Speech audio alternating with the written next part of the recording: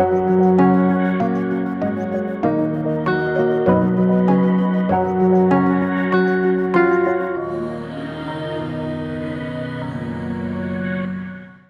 പേര് ശില്പ. ഞാൻ കോട്ടയം കുമരകത്തു നിന്നാണ് വരുന്നത്.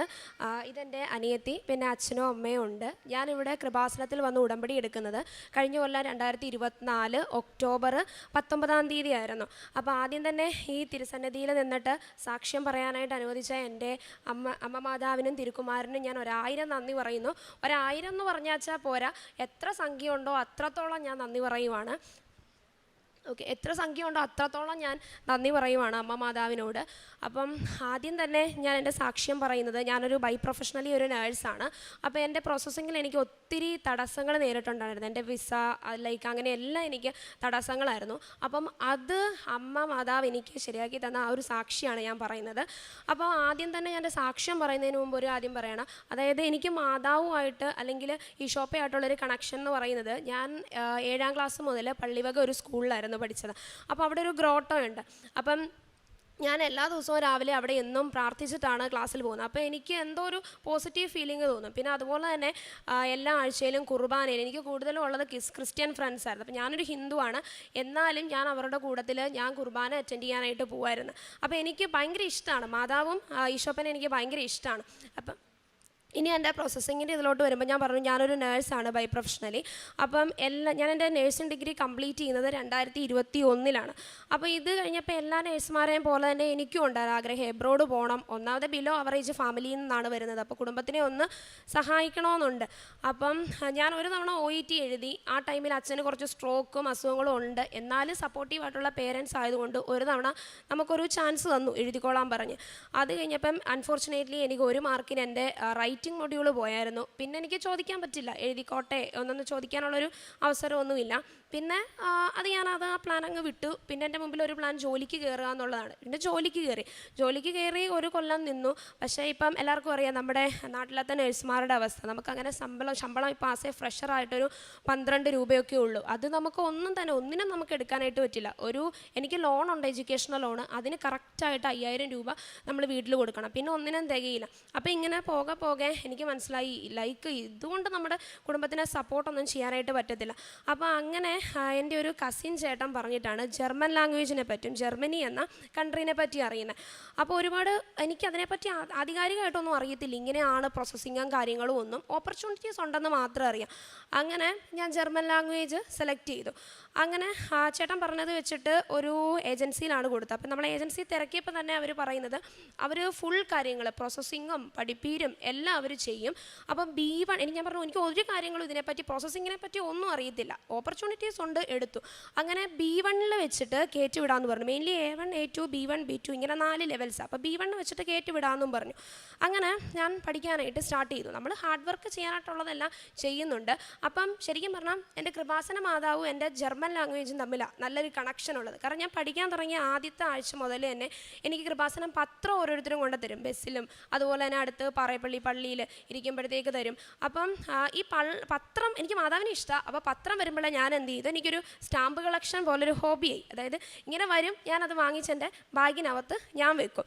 അപ്പം ഇങ്ങനെ ഒരു മാസത്തെ തന്നെ ഒരു 5ഉം 6ഉം പത്രമൊക്കെ എൻ്റെ ബാഗിനകത്തുണ്ട്. അപ്പം ഞാനൊരു ദിവസം അമ്മയോട് പറഞ്ഞു, അമ്മ ഇത് കണ്ടോ, എനിക്ക് ഇത്രയും പത്രം എൻ്റെ കയ്യിലുണ്ടെന്ന് പറഞ്ഞു.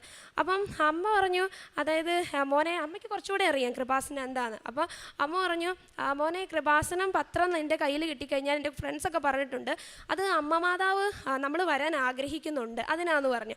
എന്നാലും അപ്പം അമ്മ പറഞ്ഞു, നിനക്ക് ഇത്രയും പത്രം ഇല്ലേ നിൻ്റെ കയ്യിൽ, അപ്പോൾ ഇനി വാങ്ങിക്കണ്ടെന്ന് പറഞ്ഞു. എന്നാലും ഞാൻ വാങ്ങിച്ചു വെക്കും, എനിക്ക് ഭയങ്കര ഇഷ്ടം.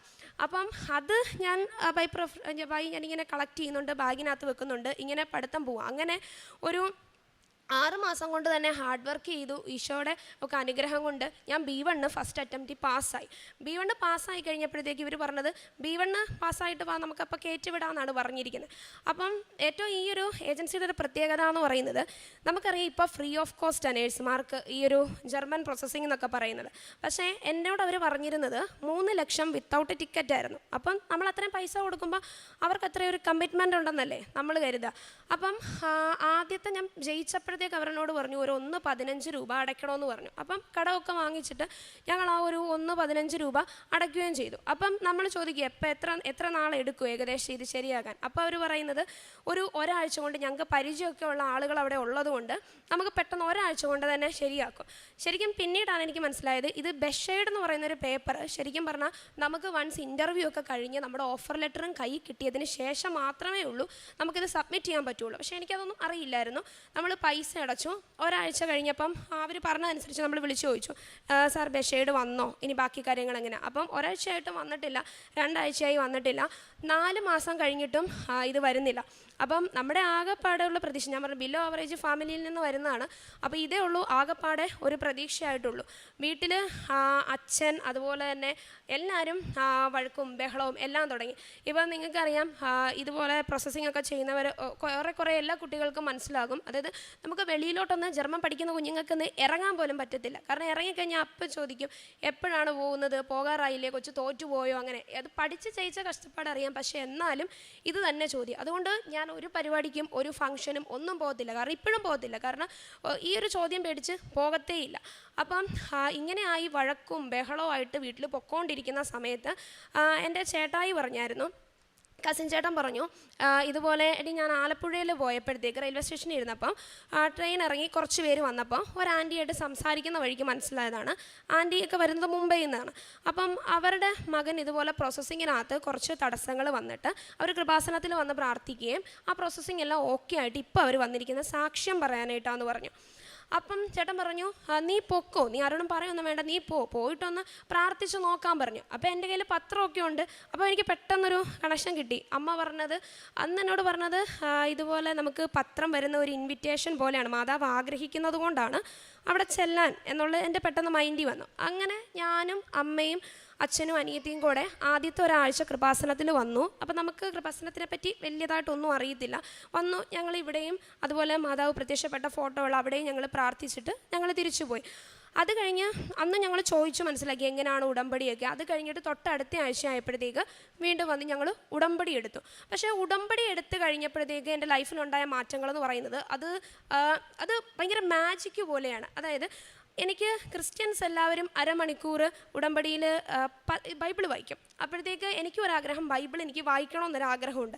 അപ്പം ഞാൻ എൻ്റെ ഒരു ഫ്രണ്ടിനോട് പറഞ്ഞു, എനിക്ക് ഒരു ബൈബിൾ കൊണ്ടുതരാമോ ചേച്ചി എന്ന് ചോദിച്ചു. അതായിരുന്നു എൻ്റെ ആദ്യത്തെ എനിക്ക് അമ്മ മാതാവും ഈശോപ്പനും തന്ന അനുഗ്രഹം. അപ്പോൾ ചേച്ചി എനിക്ക് ബൈബിൾ കൊണ്ടുതരാമെന്ന് പറഞ്ഞു. അപ്പം ഞങ്ങൾ എല്ലാ ആഴ്ചയിലും ഇൻസ്റ്റിറ്റ്യൂട്ടിൽ പോയി ചോദിക്കും. അപ്പം അങ്ങനെ പരിചയമുള്ളൊരു ചേച്ചിയാണ്. അപ്പോൾ ചേച്ചി എനിക്കൊരു കവർ ഒരു ദിവസം കൊണ്ടു തന്നിട്ട് പറഞ്ഞു ഇത് തുറന്നു നോക്കാൻ പറഞ്ഞു. ഞാനത് തുറന്നു നോക്കിയപ്പോഴത്തേക്ക് ബൈബിളും ഉണ്ട്, ജപമാലയുണ്ട്. നല്ല പുതിയ ബൈബിളും ജപമാല ബുക്കും. അപ്പം ചേച്ചി എന്നോട് പറഞ്ഞു ഇതുപോലെ ഇത് നിനക്ക് എവിടെ നിന്നാണെന്ന് അറിയാമോ എന്ന് ചോദിച്ചു. അപ്പം ഞാൻ പറഞ്ഞു ഇല്ല, ചേച്ചി പള്ളിയിൽ പോകുന്ന ആളല്ലേ, ഇപ്പോൾ ചേച്ചി പള്ളിയിൽ എവിടെന്നെങ്കിലും നാഗമ്പടം പള്ളിയിൽ നിന്നോ വാങ്ങിച്ചുകൊണ്ട് വന്നായിരിക്കൂലേ. അപ്പോൾ ചേച്ചി പറഞ്ഞാൽ അല്ല, ചേച്ചിയുടെ ഹസ്ബൻഡ് ഒരു ഓട്ടോറിക്ഷ ഡ്രൈവറാണ്. അപ്പം ആ ഹസ്ബൻഡിന് അന്ന് കൃപാസനത്തിൽ ഒരു ഓട്ടോ ഉണ്ടായിരുന്നു, പ്രതീക്ഷിക്കാതെ കിട്ടിയൊരു ഓട്ടോ ആണ്. അപ്പം ചേട്ടൻ നീ ഇങ്ങനെ പറഞ്ഞതുകൊണ്ട് അവിടെ നിന്ന് ഒരു ബൈബിളും ഒരു ജപമാല ബുക്കും വാങ്ങിച്ചുകൊണ്ട് വന്നാന്ന് പറഞ്ഞു. അതെനിക്കന്ന് ഭയങ്കര സന്തോഷമായി. കാരണം ഞാൻ ആഗ്രഹിച്ചപ്പം തന്നെ മാതാവ് എനിക്കത് കൃപാസനത്തിൽ നിന്ന് തന്നെ ഒരു ബൈബിളും ജപമാല ബുക്കും കൊടുത്തുവിട്ടത് എനിക്ക് ഒത്തിരി ഭയങ്കര സന്തോഷമായിരുന്നു. അങ്ങനെ ഞങ്ങളിങ്ങനെ ഉടമ്പടിയിലായി. ഞങ്ങൾ പ്രേക്ഷിത പ്രവർത്തനങ്ങളൊക്കെ ചെയ്യുന്നുണ്ട് നമ്മളെ കൊണ്ടാകാവുന്ന രീതിക്ക്. മെഡിക്കൽ കോളേജിൽ പോയിട്ട് ഒരു മാസത്തിലൊരു 5 ചോറും പൊതി അത്രയേ ഉള്ളൂ നമ്മളെ കൊണ്ട് പറ്റുള്ളൂ. അപ്പം അത്രയും കൊടുക്കാറുണ്ട്. അതുപോലെ പത്രം കൊടുക്കാറുണ്ട്. പെയിൻ ആൻഡ് പാലിയേറ്റീവിൽ ആസ് എ നേഴ്സ് ആയതുകൊണ്ട് നമുക്ക് എന്തെങ്കിലുമൊക്കെ കെയർ അവിടെ കൊടുക്കാൻ പറ്റുമല്ലോ. അപ്പം പെയിൻ ആൻഡ് പാലിയേറ്റീവിൽ മെഡിക്കൽ കോളേജിൽ പോയിട്ട് അങ്ങനെ സഹായിക്കാറുണ്ടായിരുന്നു. അപ്പം എൻ്റെ പ്രേക്ഷിത പ്രവർത്തനവും പ്രാർത്ഥനയും എല്ലാം മുമ്പോട്ട് പോകുന്നുണ്ട്. അപ്പോൾ ഒരു ദിവസം എൻ്റെ അമ്മ എന്നെക്കാളും നന്നായിട്ട് പ്രാർത്ഥിക്കുന്ന ഒരാളാണ്. അപ്പം ഞങ്ങളിങ്ങനെ രാത്രിയിൽ സന്ധ്യാപ്രാർത്ഥന ചൊല്ലിയപ്പോഴത്തേക്ക് അമ്മ എന്നോട് പറഞ്ഞു, മോനെ എൻ്റെ മനസ്സിലിങ്ങനെ മാതാവ് പറയുന്നതായിട്ട് എനിക്ക് തോന്നുക, നിങ്ങൾ എന്തിനാ ഇത് എടുത്തതെന്ന്. അപ്പം ഞങ്ങൾക്കൊരു ഡൗട്ടായി പോയി. ഇത് മാതാവ് ഈ ചോദ്യം ചോദിച്ചത് എന്തിനാ നിങ്ങൾ ഇത് എടുത്തതെന്ന് ചോദിച്ചത് ഒരു പോസിറ്റീവ് സൈനാണോ നെഗറ്റീവ് സൈനാണോ, എന്തിനാ ഇത് എടുത്തതെന്നാണ് മാതാവ് ചോദിച്ചത്. അപ്പം ഒന്നാമതേ നമ്മൾ ഈ സങ്കടത്തിൽ പോവാണ്. അപ്പം നമ്മൾ തന്നെ അത് ന്യായീകരിച്ച് വളച്ചൊടിച്ച് ഞങ്ങൾ ഇങ്ങനെയാക്കി, നമ്മൾ ഇത്രയും ദുഃഖിക്കുമല്ലേ. അപ്പം മാതാവ് പറയുന്നത് നമ്മളൊരു കാര്യത്തിലേക്ക് ഇറങ്ങി തിരിച്ചു കഴിഞ്ഞാൽ അതിനനുസരിച്ച് സങ്കടങ്ങൾ ഉണ്ടാകും. അപ്പം നിങ്ങൾ എന്തിനാ എടുത്ത് ഇതൊന്നും സഹിക്കാൻ പറ്റില്ലെങ്കിൽ എന്തിനാ ഇതെടുത്തതെന്ന് നമ്മൾ സ്വയം ആശ്വസിച്ചു ഇത് പറഞ്ഞിട്ട്. അത് കഴിഞ്ഞ് എൻ്റെ പ്രോസസ്സിങ് ഇങ്ങനെ ലാഗായി കൊണ്ട് തന്നെ ഇരിക്കുവാണ്. 6 മാസം 7 മാസം ഒക്കെ കഴിഞ്ഞു. എനിക്ക് പിന്നെ പേടിയായി. എൻ്റെ ഈ ലാംഗ്വേജിലായിട്ട് എനിക്ക് നല്ല കോൺഫിഡൻസ് ഉണ്ട് എൻ്റെ ലാംഗ്വേജിൽ. പക്ഷേ അത്ര ആയപ്പം എനിക്ക് തന്നെ എൻ്റെ സെൽഫ് കോൺഫിഡൻസ് കുറയാനായിട്ട് തുടങ്ങി. എനിക്കിനി നന്നായിട്ട് ഈ ലാംഗ്വേജ് അറ്റൻഡ് ചെയ്യാനായിട്ട് പറ്റില്ലേ എന്ന് വരെ എനിക്ക് തോന്നിത്തുടങ്ങി. അപ്പം അങ്ങനെ ഇരിക്കെ എൻ്റെ മനസ്സിൽ തന്നെ തോന്നുവാണ് B2 പഠിക്കാം. കാരണം അപ്പോഴത്തേക്ക് എനിക്ക് ഏറെക്കുറെ ഇത് മനസ്സിലായി, ഇങ്ങനെയാണ് പ്രോസസ്സിങ്. B2 ഉണ്ടെങ്കിൽ നമുക്ക് ഫ്രീ ഓഫ് കോസ്റ്റ് പോകാനായിട്ട് പറ്റും. അങ്ങനെ B2 പഠിക്കാമെന്നുള്ള തീരുമാനത്തിൽ B2ൻ്റെ പ്രിപ്പറേഷൻ ഞാൻ സൈഡ് ബൈ സൈഡായിട്ട് നടത്തുന്നുണ്ട്. പിന്നെ ഒരു ചേച്ചി എനിക്ക് ആ ടൈമിൽ നല്ല മുറയ്ക്ക് പഴയ ഏജൻസിക്കാർ ഞങ്ങൾക്ക് ഇത് നടത്തുന്നുണ്ട്, ഇൻ്റർവ്യൂസ് നടത്തുന്നുണ്ട്. അങ്ങനെ വലിയ ഫേമസ് ആയിട്ടുള്ള ഹീലിംഗ് ഗൈസ്റ്റ് ഹോസ്പിറ്റലിലൊക്കെ കിട്ടുന്നുണ്ട്. പക്ഷേ എന്താണെന്നറിയത്തില്ല, എനിക്ക് ജോലി കിട്ടും. ഞാൻ ഏത് ഇൻ്റർവ്യൂ അറ്റൻഡ് ചെയ്താലും അമ്മ മാതാവിൻ്റെ തൈലവും ഉപ്പും എല്ലാം പുരട്ടി കാശുരൂപവും കൈ പിടിച്ചിട്ടാണ് ഞാൻ അറ്റൻഡ് ചെയ്യുന്നത്. എനിക്ക് എല്ലാത്തിലും കിട്ടും, ഓഫർ ലെറ്ററും വരും. പക്ഷേ ഈ ഏജൻസിക്ക് അത് പിടിക്കത്തില്ല. ഇത് വേണ്ട എന്നിങ്ങനെ മാറ്റിക്കൊണ്ട് വിട്ടുകൊണ്ടിരിക്കുവാണ്. നമ്മൾ ആകെ പടമെടുത്തു. അങ്ങനെ ഏറ്റവും ഒടുക്കം ഇവർ നമുക്ക് കൊണ്ടുത്തന്നൊരു ഓഫർ ലെറ്റർ എന്ന് പറയുന്നത് അതെനിക്ക് ഭയങ്കര സഹിക്കാവുന്നതിലപ്പുറം പോയി. അതിനകത്തുള്ള പൊസിഷൻ എന്ന് പറയുന്നത് ഹൗസ് ഉണ്ട് ആംബുലൻ്റെ ഫ്ലീഗെ എന്നാണ്. ഇപ്പം ജർമ്മൻ പഠിക്കുന്നവരുണ്ട്, അല്ലെങ്കിൽ അതിനെപ്പറ്റി അറിയാവുന്നവർക്ക് അത് മനസ്സിലാകും. ഹൗസ് മീൻസ് വീട്, ദെൻ ആംബുലൻ്റെ മീൻസ് ആംബുലൻസ്, ഫ്ലീഗെ മീൻസ് കെയർ. അപ്പം ആംബുലൻസും അതുപോലെ തന്നെ ഹോം നേഴ്സും. അപ്പം ഞാൻ മാതാവിനോട് പറഞ്ഞു, എൻ്റെ മാതാവ്, ഞാൻ ഉടമ്പടി എടുത്തിട്ടും മാതാവ് എനിക്ക് ഇതാണോ തരുന്നത്? ശരിക്കും പറഞ്ഞാൽ എൻ്റെ കൂട്ടുകാരെല്ലാം UK ഫ്രീ ഓഫ് കോസ്റ്റ് ആയിട്ടാണ് പോയേക്കുന്നത്. ഇപ്പോഴും എൻ്റെ അച്ഛനും അമ്മയും എന്നെ ജർമ്മൻ പഠിപ്പിക്കാനായിട്ടും ഇതിനും എല്ലാം ഇങ്ങനെ കാശ് മുടക്കിക്കൊണ്ട് അവർ തന്നെ ഇങ്ങനെ ചിലവഴിക്കുക. അപ്പോൾ എന്നെക്കൊണ്ട് എൻ്റെ അച്ഛനും അമ്മയ്ക്കും ഒരു പ്രയോജനം ഇല്ലേ? പിന്നെ ഈ ഹൗസ് ഉണ്ട് ആംബുലൻ്റ് ഫ്ലീഗെ നേഴ്സ്, ഞാൻ അതാണോ മാതാവേ പഠിച്ചതെന്ന് ഞാൻ കരഞ്ഞു. ഞാൻ എൻ്റെ ജീവിതത്തിൽ കരയാൻ അത്രത്തോളം ഞാൻ ഇതിലൂടെ കരഞ്ഞിട്ടുണ്ട്. അപ്പം ഞാനത് കരഞ്ഞ് മാതാവിനോട് ചോദിച്ചു. അപ്പം ഞാൻ വിചാരിച്ചു ഇനി എന്താണേലും ചിലപ്പോൾ മാതാവ് ആഗ്രഹിക്കുന്നത് ഇതായിരിക്കും, ഓക്കെ പോട്ടെ, ഞാൻ ഈ ഒരു ഫ്ലോയ്ക്ക് പോവുകയാണെന്ന് തന്നെ മാതാവിനോടും ഈശോപ്പയോടും ഞാൻ പറഞ്ഞു. അപ്പം ഞാനിങ്ങനെ ഒരു ചേച്ചിയോട് എൻ്റെ സങ്കടം പറഞ്ഞായിരുന്നു. ചേച്ചി, ഈ ഹോം നേഴ്സ് അത് ചേച്ചി ഞാനതല്ല പഠിച്ചത്, എനിക്ക് നേഴ്സ് തന്നെ ആകണം എന്നുള്ള ഒരിതുണ്ടായിരുന്നു. അപ്പം ഈ ചേച്ചി എന്നോട് പറഞ്ഞു, ഒരു ഇൻസ്റ്റിറ്റ്യൂട്ട് ഞാൻ പറഞ്ഞുതരാം, നീ അവിടെ ഒന്ന് വിളിച്ചു ചോദിക്കാൻ പറഞ്ഞു. അപ്പം എൻ്റെ മനസ്സിൽ എല്ലാ ഏജൻസികളും കള്ളന്മാരാണ്. കാരണം വെച്ച് കഴിഞ്ഞാൽ നമ്മളോട് ആദ്യം ഇങ്ങനെ പറയും, പക്ഷേ പിന്നീട് അതൊന്നുമല്ല നടക്കുന്നത്. അപ്പം ഞാൻ പറഞ്ഞു, ശരി, ഞാൻ എന്ത് പറഞ്ഞാലും മാതാവിനോട് ഞാൻ പറയും കേട്ടോ, മാതാവേ ഇങ്ങനെയാണ് കേട്ടോ, ഒരാൾ പറഞ്ഞു തന്നു, ഞാനിത് വിളിക്കുവാണ്. അങ്ങനെ പുതിയൊരു ഏജൻസിയിൽ വിളിച്ചപ്പോൾ ആദ്യം തന്നെ എടുത്തപ്പോഴത്തേക്ക് അവർ പറഞ്ഞു, ഒരു സ്ക്രീനിങ് വെക്കാം, നിൻ്റെ ലാംഗ്വേജ് സ്കിൽ എത്ര ഉണ്ടെന്ന് അറിയാനായിട്ട്. അന്ന് വീട്ടിൽ വഴക്കാണ്. അച്ഛൻ ഡെയിലി വരുമ്പം പറയും അയാളെ വിളിക്കാം, സാറിനെ വിളിച്ചിട്ട് എന്ത് കാര്യം, അവരെടുക്കത്തു പോലുമില്ല. ഇപ്പം എടുക്കാതിരുന്നിട്ട് നമ്മളിങ്ങനെ വിളിക്കുമ്പോൾ നമുക്കൊരു മടുപ്പുണ്ടല്ലോ, ഇവരെടുക്കാതെ വരുമ്പോൾ. തിങ്കളാഴ്ച വിളിക്കും, ഞാൻ വിളിക്കും, എന്നിട്ട് ടൈം ടേബിൾ മോഡൽ ചൊവ്വാഴ്ച അച്ഛൻ വിളിക്കും, ഇങ്ങനെയായി. അങ്ങനെ ഞാൻ പുതിയൊരു ഇൻസ്റ്റിറ്റ്യൂട്ടിൽ വിളിച്ചു. അവർ തുടക്കത്തിൽ പറഞ്ഞു സ്ക്രീനിങ് വെക്കാമെന്ന് പറഞ്ഞു. അങ്ങനെ സ്ക്രീനിങ് വെച്ചപ്പോഴത്തേക്ക് വളരെ അപ്പോഴും ഞാൻ കശുരൂപം ഉപ്പും തൈലവും എല്ലാം ഞാൻ പുരട്ടിയാണ് ഞാൻ ആ ഒരു ഇൻ്റർവ്യൂ അറ്റൻഡ് ചെയ്യുന്നത്. അപ്പം അവർ വളരെ നല്ല ഫീഡ്ബാക്കാണ് തന്നത്. കൂടാതെ ആ ഇൻ്റർവ്യൂ എടുത്ത മാം എന്നോട് ചോദിക്കുകയും ചെയ്തു, നീ എവിടെയാണ് പഠിച്ചത്, നിനക്ക് ഞങ്ങളുടെ അടുത്ത് ട്യൂട്ടറായിട്ട് വർക്ക് ചെയ്യാൻ പറ്റുമോ? എനിക്ക് ഒന്നും ചിന്തിക്കേണ്ടി വന്നില്ല. കാരണം എൻ്റെ മാതാവ് തന്നെ ചോദിപ്പിച്ച ഒരു ചോദ്യമാണ്. കാരണം ഞാൻ പറഞ്ഞു ഒരു വരുമാനവും ഇല്ല, അത് 25,000 രൂപ ആ ഒരു ഓഫർ ലെറ്റർ തന്ന് ഞാൻ പറഞ്ഞു യെസ് പറഞ്ഞു. ഓക്കെ, അപ്പോൾ എനിക്കൊരു വരുമാനമായി, എനിക്കൊരു ജോലിയായി. അപ്പം ആ വഴിക്ക് ഞാനിങ്ങനെ പ്രോസസ്സിങ് കണ്ടിന്യൂ ചെയ്തുകൊണ്ടിരിക്കുകയാണ്. അങ്ങനെ എൻ്റെ എംപ്ലോയർ ഇൻ്റർവ്യൂ ഒക്കെ എനിക്ക് അധികം താമസിക്കാതെ അവിടെ എനിക്ക് കിട്ടി. അപ്പോഴും സൈഡ് ബൈ സൈഡായിട്ട് ഇവിടെ പ്രോസസ്സിങ് നടക്കുന്നുണ്ട്. ഒന്നും ആയില്ല എന്നും ചോദിക്കുമ്പോൾ പറയുന്ന അടുത്ത വെള്ളിയാഴ്ച വരും. അതുപോലെ ചിലപ്പം പറയും ഉർലോബ് വെക്കേഷൻ ആണെന്ന് പറയും. അപ്പം മുറയ്ക്ക് അവിടെയും പ്രോസസ്സിങ് നടക്കുന്നുണ്ട്. അപ്പം ഇങ്ങനെ ഈ സൈഡ് ബൈ സൈഡായിട്ട് പുതിയ ഈ പ്രോസസ്സിങ് കൂടെ നടക്കുമ്പോഴത്തേക്ക് ഒരു ദിവസം ഇതുപോലെ ഞാൻ ചോദിച്ചു, ഇതുപോലെ എന്തായി പ്രോസസ്സിങ്. അപ്പോൾ എനിക്ക് പെട്ടെന്ന് തന്നെ ഒരു ഇൻ്റർവ്യൂ അവരെനിക്ക് അറേഞ്ച് ചെയ്തു തന്നു. അങ്ങനെ അതിലും ഞാൻ പാസ്സായി. അപ്പോൾ ഇതിൻ്റെ അടുത്ത ഭാഗം എന്നോളം ട്രാൻസ്ലേഷൻ അറ്റസ്റ്റേഷൻ എന്ന് പറഞ്ഞിട്ടൊരു പ്രൊസീജിയറുണ്ട്. അതിന് ഞാൻ എൻ്റെ ഒറിജിനൽ സർട്ടിഫിക്കറ്റ് അയച്ച് ജർമ്മനിയിലോട്ട് പുതിയ ഏജൻസിക്കാർ പറഞ്ഞത് വെച്ചിട്ട് കൊടുത്തു. ഓക്കെ, അപ്പം ഞാൻ അമ്മ പറയുന്നതനുസരിച്ച് ഞാൻ ആ ഫ്ലോയ്ക്കാണ് പൊയ്ക്കൊണ്ടിരിക്കുന്നത്. എനിക്കറിയത്തില്ല എൻ്റെ ലൈഫ് എങ്ങോട്ടാണെന്നൊന്നും എനിക്കറിയത്തില്ല. അപ്പോൾ അൺഫോർച്ചുനേറ്റ്ലി എൻ്റെ ആദ്യം കൊടുത്ത അപ്പോഴത്തേക്ക് 1 കൊല്ലത്തോളമായി എൻ്റെ ആദ്യത്തെ ഏജൻസിയിൽ പ്രോസസ്സിങ് നടക്കാൻ തുടങ്ങിയിട്ട്. അവിടുന്ന് ഇത്രയും കാത്തിരുന്ന ബഷീഡ് വന്നു എന്ന് പറഞ്ഞു. പക്ഷേ എനിക്കവിടെ ഒറിജിനൽ സബ്മിറ്റ് ബാക്കി പ്രോസസ്സിങ്ങിന് വേണ്ടി സബ്മിറ്റ് ചെയ്യാൻ പറ്റില്ല. കാരണം രണ്ടാമത്തെ ഏജൻസിയിൽ ഞാൻ കൊടുത്തിരിക്കുന്നത് കൊണ്ട് എൻ്റെ സർട്ടിഫിക്കറ്റ്സ് ജർമ്മനിയിലാണ്. ഓക്കെ, അപ്പം ഇതുപോലെ ഞാൻ പറഞ്ഞു ഞാൻ ക്വിറ്റ് ചെയ്യുവാണ്. എന്നാലും എനിക്കൊരു സംശയമുണ്ട്, അവിടെ ഞാൻ അത്രയും കാത്തിരുന്നിട്ടും എനിക്ക് കിട്ടിയില്ല. ഇപ്പോൾ ഈ ഒറിജിനൽ സർട്ടിഫിക്കറ്റ്സ് അവിടെ ആയതുകൊണ്ടാണ് എനിക്കത് കൊടുക്കാൻ പറ്റാതിരുന്നത്. അതിനോടൊപ്പം തന്നെ ഞാൻ എൻ്റെ B2 എക്സാം എഴുതിയിട്ടുണ്ടായിരുന്നു. B2 എക്സാമും ഞാൻ പാസ്ഡായി. അത് ഞാൻ പറയുവാണെങ്കിൽ എൻ്റെ B2ൻ്റെ റിസൾട്ട് വരുന്നത് വെറും 15 ദിവസം കൊണ്ടാണ്. 15 ദിവസം കൊണ്ട്, സാധാരണ ഒരു 30 ദിവസമൊക്കെ എടുക്കുന്നത്, 15 ദിവസം കൊണ്ട് എൻ്റെ റിസൾട്ട് വന്നത്. അത് ഞാൻ കൃപാസനത്തിൽ ഉടമ്പടി പുതുക്കാനായിട്ട് ഒരു ദിവസം വരുമ്പോഴാണ് വെളുപ്പിനെ ഞാൻ എൻ്റെ റിസൾട്ട് കാണുന്നത്. അതും എല്ലാം എനിക്ക് അത്ഭുതങ്ങൾ സംഭവിക്കുന്ന എല്ലാം ചൊവ്വാഴ്ച ദിവസങ്ങളിൽ തന്നെയാണ്. അതൊരു മാതാവിൻ്റെ ഒരു അനുഗ്രഹം എന്നാണ് ഞാൻ കരുതുന്നത്. അപ്പം റിസൾട്ട് വന്നു. പിന്നെ അവിടെ നിന്നുണ്ടായ ഒരു മാറ്റം എന്ന് പറയുന്നത് എനിക്ക്, അത് ഞാൻ പറഞ്ഞത് മാജിക്കാണ്. കാരണം എൻ്റെ ഈ പറഞ്ഞ പോലെ പെട്ടെന്ന് തന്നെ ബഷീർഡ് പേപ്പർ വന്നു. പിന്നെ പ്രീ അപ്രൂവൽ എന്ന് പറയുന്നൊരു പ്രൊസീജിയർ ഉണ്ടായിരുന്നു. അതിന് 1 മാസത്തോളമാണ് സമയമെടുക്കുന്നത്. പക്ഷേ നമ്മൾ പറയുമല്ലോ not by merit but by grace. എനിക്കറിയാം അത് ഈശോപ്പൻ്റെ എൻ്റെ അമ്മ മാതാവിൻ്റെ അനുഗ്രഹം കൊണ്ട് മാത്രമാണ് 1 മാസം കൊണ്ട് വരേണ്ട പ്രീ അപ്രൂവൽ തന്നെ എനിക്ക് ഒരാഴ്ച കൊണ്ടാണ് കിട്ടിയത്. അതിനുശേഷം എൻ്റെ VFS അപ്പോയിൻമെൻറ്റ് ഈ ഡിസംബർ 11-ാം തീയതി ആയിരുന്നു. അതും എനിക്ക് ഏജൻസിക്കാർ VFSന് പോകുമ്പോൾ പറഞ്ഞിരുന്നത് എസ്റ്റിമേറ്റഡ് ഡേറ്റ് ഓഫ് ട്രാവൽ 26 എന്ന് എഴുതണമെന്നായിരുന്നു. ഞാൻ അതുപോലെ തന്നെ എഴുതിയത്. VFSൽ ചെന്നപ്പോഴത്തേക്ക് അവരെന്നോട് പറഞ്ഞു, സാറ് ഇത് 26 എഴുതി കഴിഞ്ഞാൽ പറ്റത്തില്ല, കാരണം 26-ന് നിൻ്റെ വിസ പോലെ നിൻ്റെ കയ്യിൽ കിട്ടത്തില്ല, ഡേറ്റ് മാറ്റണമെന്ന് പറഞ്ഞു. അപ്പം ഞാൻ ഡേറ്റ് മാറ്റി ഒരു ജനുവരി 15-ലേക്കൊക്കെ ആക്കി. എന്നാലും എനിക്കറിയാം എനിക്ക് ഇത്രയും ഫാസ്റ്റായിട്ട് ചെയ്ത് തന്നെ എൻ്റെ മാതാവ് അതും എനിക്ക് പെട്ടെന്ന് തന്നെ കയ്യിൽ തരുമെന്ന് അറിയായിരുന്നു.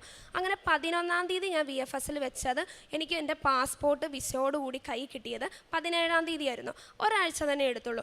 അപ്പം എനിക്കത് കിട്ടിയപ്പോഴും എനിക്ക് ഉള്ളിൽ പേടിയൊന്നുമില്ല. അതായത് എനിക്കിതിനകത്ത് എൻ്റെ വിസ അപ്രൂവ്ഡ് ആണെന്ന് എനിക്ക് അറിയാം. കാരണം എൻ്റെ മാതാവിൻ്റെ കൂടെ ഉണ്ട്, ഈശോപ്പനുണ്ട്. അപ്പം എനിക്ക് എന്താണെങ്കിലും അത് അപ്രൂവ്ഡ് ആണെന്ന് അറിയാം. എന്നാലും എൻ്റെ അനിയത്തി പറഞ്ഞു, ചേച്ചി നമുക്കിത് അടുത്തൊരു പള്ളിയുണ്ട്, നമ്മളിതുവരെ പോയിട്ടില്ലാത്ത പള്ളിയാണ്, അപ്പം അവിടെ ഒന്ന് പോകാം, അവിടെ നമുക്ക് പോയിട്ട് നമുക്ക് അവിടെ വെച്ച് ഇത് തുറന്നു വെച്ചാൽ മതിയെന്ന് പറഞ്ഞു. അങ്ങനെ അവിടെ ചെന്നപ്പോഴത്തേക്ക് 2 സൈഡിലും മംഗളവാർത്ത എന്ന് എഴുതി വെച്ചിട്ടുണ്ട് പള്ളിയിലോട്ട് കയറുമ്പോഴത്തേക്ക്. അപ്പോഴും എനിക്കറിയാം എൻ്റെ ഈ പാസ്പോർട്ടിനകത്തുള്ളതൊരു മംഗളവാർത്തയായിരിക്കും. അപ്പം ഞങ്ങൾ ഓപ്പൺ ചെയ്തു, പാസ്പോർട്ട് അപ്രൂവ്ഡ് ആണ്. അപ്പം എനിക്ക് പറയാനായിട്ടുള്ളത് ഇതാണ്, അതായത് ഒത്തിരി പള്ളികൾ കേട്ടിട്ടുണ്ട്.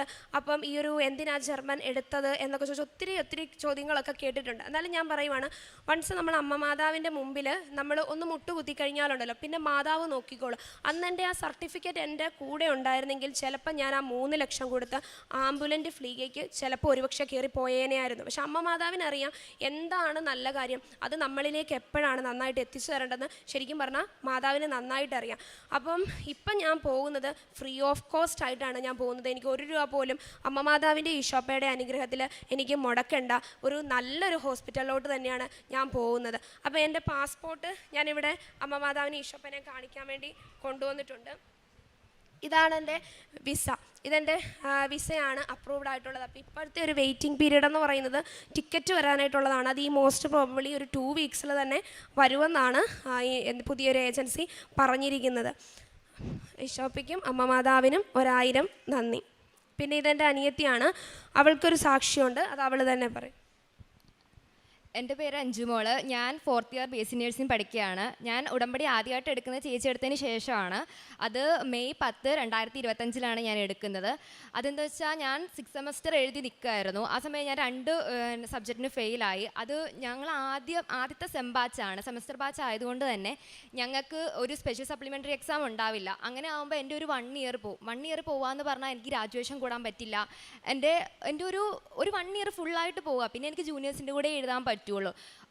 പിന്നെ ആദ്യം എന്ന് പറഞ്ഞു കഴിഞ്ഞാൽ ഞങ്ങളൊന്നപ്പം കൊറോണ കഴിഞ്ഞ ബാച്ചും കൂടെ ആയതുകൊണ്ട് കുറേ ലാഗായിട്ടുണ്ടായിരുന്നു. അതിൻ്റെ കൂട്ടത്തിൽ ഈ 1 ഇയറും കൂടെ പോകാമെന്ന് പറഞ്ഞാൽ എൻ്റെ കുറേ ആ ഒരു ഇത് പോകും. അങ്ങനെ അപ്പോൾ ചേച്ചി പറഞ്ഞു, ഇല്ല അമ്മ മാതാവ് ഒരു വഴി കാണിച്ചു തരും, പേടിക്കണ്ട. അങ്ങനെ പറഞ്ഞ് എനിക്ക് ഇതുവരെ ഞങ്ങളുടെ യൂണിവേഴ്സിറ്റി അങ്ങനെ ഒരു സ്പെഷ്യൽ സപ്ലിമെൻ്ററി എക്സാം വെച്ചിട്ടില്ല. അതങ്ങനെ വെച്ചു. ഞങ്ങൾ എന്നിട്ട് ഉടമ്പടി എടുത്ത് പ്രാർത്ഥിച്ച് എൻ്റെ എക്സാമായി. അപ്പം എനിക്കങ്ങനെ പ്രാർത്ഥിക്കാൻ അറിയില്ല. അപ്പം ഞാനിങ്ങനെ ധ്യാനമൊക്കെ കേൾക്കും. അപ്പോൾ അച്ഛൻ്റെ ഇങ്ങനെ ധ്യാനമൊക്കെ കേട്ടിട്ട് ഞാൻ രാവിലെ പ്രാർത്ഥിക്കാറ് ഇങ്ങനെയാണ്. എനിക്കറിയില്ല അങ്ങനെയാണോ പ്രാർത്ഥിക്കേണ്ടത് പോലും അറിയില്ല. പക്ഷെ ഞാൻ പ്രാർത്ഥിക്കാറ് ഇങ്ങനെയാണ്. കാനായിലെ കല്യാണ വിരുന്നിൽ അവർക്ക് വീഞ്ഞില്ല എന്ന് പറഞ്ഞപ്പോൾ അമ്മയുടെ തിരുമുകാരനോട് പറഞ്ഞ് വെള്ളം വീഞ്ഞാക്കി കൊടുത്ത പോലെ ഞാൻ അമ്മേനെ ഏൽപ്പിച്ച നിയോഗങ്ങൾ അമ്മയുടെ തിരുമുകാരം വരി എനിക്ക് സഹായിച്ചു തരണമെന്നാണ് ഞാൻ അമ്മയോട് പറഞ്ഞത്. കാരണം എൻ്റെ ഒരു കൊല്ലം പോവാ എനിക്കത് ഒട്ടും ഞാൻ ഭയങ്കര ഒരു ഒന്നും ചിരിക്കുകയോ ഒന്നുമില്ലായിരുന്നു. എൻ്റെ ഫ്രണ്ട്സൊക്കെ പറയും നീ എന്താ ചിരിക്കാത്തേ, കാരണം ഞാൻ ഒട്ടും ഭയങ്കര ഡിപ്രഷനിലോട്ട് പോകുമായിരുന്നു. എൻ്റെ ഫ്രണ്ട്സൊക്കെ പോണു, ഞാൻ മാത്രം അങ്ങനെ നിൽക്കണു. അങ്ങനെ എൻ്റെ എക്സാം വന്നു. രണ്ടെണ്ണമായിരുന്നു. എനിക്ക് ചൈൽഡും മാനേജ്മെൻറ്റ് എന്ന് പറഞ്ഞ സബ്ജക്ട്സ് ആയിരുന്നു. ചൈൽഡ് കുഴപ്പമുണ്ടായിരുന്നില്ല, അമ്മയുടെ ഒരു കൊണ്ട് അത് കഴിഞ്ഞു. പക്ഷേ മാനേജ്മെൻറ്റ് എനിക്ക് ഭയങ്കര പാടായിരുന്നു. എനിക്കത് ഏറ്റവും ടഫായിരുന്നു. ആദ്യത്തെ ഇതിലും എനിക്ക് ടഫായിരുന്നു. അപ്പോൾ എനിക്കങ്ങനെ എക്സാം വന്ന് ഞാൻ ഉടമ്പടി വസ്തുക്കളൊക്കെ ഉപയോഗിച്ചാണ് ഞാൻ കയറിയത്. അപ്പോൾ എനിക്ക് ഞാൻ കൊന്തയും കാശുരൂപമൊക്കെ കൊണ്ടുപോയിട്ടുണ്ടായിരുന്നു. അപ്പോൾ എനിക്ക് പേടിയുണ്ടായിരുന്നു, അയ്യോ ഇനിയിപ്പം എക്സാം ഹാളിൽ അത് കയറ്റാൻ പറ്റില്ലേ, ഇനിയിപ്പം ഞാനപ്പോൾ അമ്മയോട് പറഞ്ഞു അമ്മ ഇനിയിപ്പോൾ അത് കയറ്റാൻ പറ്റിയില്ലെങ്കിൽ എനിക്ക് ഞാൻ തോറ്റു പോകുന്നതായിരിക്കും ഞാൻ വിചാരിക്കാമെന്ന് പറഞ്ഞു. അങ്ങനെ കയറാൻ നേരത്ത് എനിക്ക് കൊന്തയും കാശുരൂപമൊക്കെ കയറ്റാൻ പറ്റി. ഞാൻ അങ്ങനെ ഹാളിലിരുന്നു. അതിന് മുമ്പ് ഞാൻ അമ്മയോട് ഒരു ദിവസം പറഞ്ഞായിരുന്നു, ഞാനിങ്ങനെ സാക്ഷ്യത്തിലൊക്കെ കേട്ടിട്ടുണ്ടായിരുന്നു, ചിലവർ എക്സാം എഴുതാൻ പോകുമ്പോൾ ഇങ്ങനെ പറയും അമ്മ ഇങ്ങനെ ഇൻഡിവിജ്വലായിട്ട് ഈ കളറിലെ ഡ്രസ്സ് ഇട്ട് വരുവാണെങ്കിൽ അമ്മ അവിടെ ഉണ്ടെന്ന് ഞാൻ വിശ്വസിക്കും. അപ്പം ഞാനും അങ്ങനെ അമ്മയോട് ഒരു ദിവസം പറഞ്ഞ് അമ്മയുടെ കളറായ പച്ച, നീല, പിന്നെ ഞാൻ ഇങ്ങനെ പറഞ്ഞു അമ്മയെ വെള്ള, അങ്ങനെ ഏതെങ്കിലും ഒരു കളറിലെ ഡ്രസ്സ് ഇട്ട് ഇൻഡിവിജ്വലായിട്ട് ഡ്രസ്സ് വരുവാണെങ്കിൽ ഞാൻ അമ്മ അവിടെ ഉണ്ടെന്ന് വിശ്വസിക്കുമെന്ന് പറഞ്ഞു. അങ്ങനെ ഞാൻ ചെന്നു ഇരുന്നു. അങ്ങനെ കളറിൽ ആരും വന്നില്ല. അപ്പം ഞാൻ ഓർത്ത് അമ്മ ആരും ഇല്ലേ എന്നിങ്ങനെ വിചാരിച്ചു. അങ്ങനെ എൻ്റെ ബുക്ക്ലെറ്റ് എനിക്ക് കിട്ടി. ബുക്ക്ലെറ്റ് കിട്ടിയപ്പോൾ അതിൽ ഞാൻ കണ്ടത് ആ നൂൽ, അതിൽ സ്റ്റിച്ച് ചെയ്ത നൂലുണ്ട്, ആ നൂലിൻ്റെ കളർ പച്ചയാണ്. പക്ഷേ എനിക്കത് കണ്ടപ്പോൾ ഭയങ്കര, കാരണം എനിക്ക് അത്രയും ഡിഫിക്കൽട്ടായിട്ടുള്ള എക്സാമാണ് മാനേജ്മെൻറ്റ്. എന്നെക്കൊണ്ട് എനിക്ക് പറ്റുമോ എനിക്കറിയില്ലായിരുന്നു, കാരണം എൻ്റെ മെറിറ്റ് കൊണ്ട് എനിക്കത് പറ്റില്ല. അപ്പം ഞാനങ്ങനെ പറഞ്ഞു അമ്മേ എന്തെങ്കിലും ഒരു കളർ കാണിക്കാം. ഞാൻ നോക്കിയപ്പോൾ ആ നൂലിന് പച്ച നിറം. അപ്പോൾ എനിക്ക് ഭയങ്കര ഇതായി, സന്തോഷമായി, അമ്മ എൻ്റെ കൂടെ ഉണ്ട്, ഞാൻ ജയിക്കും. അങ്ങനെ ക്വസ്റ്റ്യൻ പേപ്പർ കിട്ടിയപ്പോൾ ഞാൻ കരഞ്ഞു. കാരണം എനിക്ക് അയ്യോ ഇതിലും നല്ലത് ആദ്യത്തെ എക്സാം ആയിരുന്നെന്ന് എനിക്ക് തോന്നിപ്പോയി. ഞാൻ പിന്നെ കുറച്ച് നേരം ഇങ്ങനെ ഇരുന്നു. 3 മണിക്കൂർ വെറുതെ ഇരിക്കാൻ പറ്റില്ലല്ലോ. ഞാൻ പിന്നെ അമ്മേനെ പ്രാർത്ഥിച്ച് എക്സാം എഴുതാൻ തുടങ്ങി. എക്സാം എഴുതി അങ്ങനെ ഇറങ്ങിയപ്പം എല്ലാവരും പറഞ്ഞു ഇല്ലടെ പോകും. എഴുതി കുറച്ച് പേരുണ്ടായിരുന്നു, ഞങ്ങളുടെ കൂട്ടത്തിൽ കുറേയേറെ പേരുണ്ടായിരുന്നു. അവരൊക്കെ പറഞ്ഞു ഇല്ലടെ ഇത് പോകും എന്നൊക്കെ പറഞ്ഞു. അപ്പോഴും എൻ്റെ കൂട്ടത്തിൽ ഒരു കൊച്ചു പറഞ്ഞു ഇല്ലടെ നീ അമ്മേനെ വിശ്വസിക്കുന്നതല്ലേ, നീ പേടിക്കേണ്ടെന്ന് പറഞ്ഞു.